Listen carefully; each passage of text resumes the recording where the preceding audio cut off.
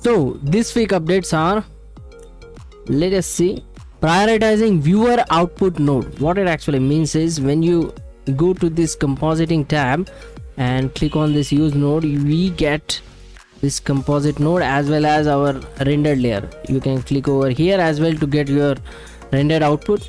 And let me close this for a moment. So after that, if I control shift click on this layer, I get a viewer node.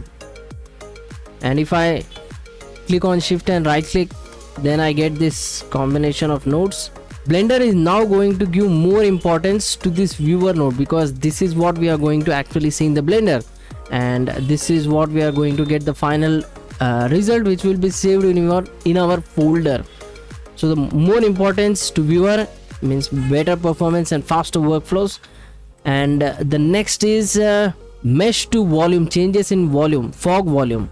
What it actually means is, initially what it used to happen in the geometry nodes, these are for those who come from geometry nodes, the problem that used to be created is when we used to convert the mesh to a volume, which means fog, a black patch used to come out.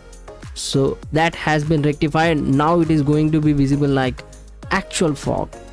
And by the end of 2023 we are going to get light leaking, the most wonderful feature which has been in different other softwares but will be coming to the Blender by the end of this year.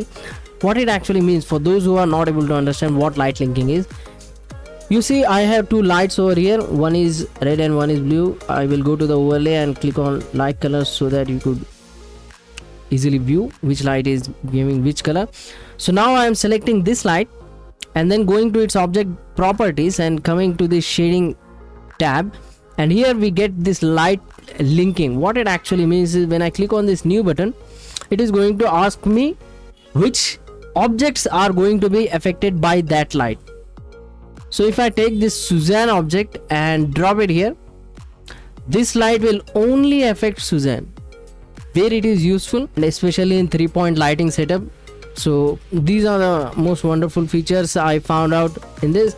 And before going, what I actually want you to do is, I want you to go to Blender website, go to donate page and support these awesome developers who are providing this wonderful software for us. And along with that, I would request you to watch the entire ads which are following on this videos completely without skipping them. That would help me a lot. So with that being said and done, let us see what we are going to get in the future in the next week. What are the different updates which we will be facing from the Blender developers. And until then, this is over and I am out.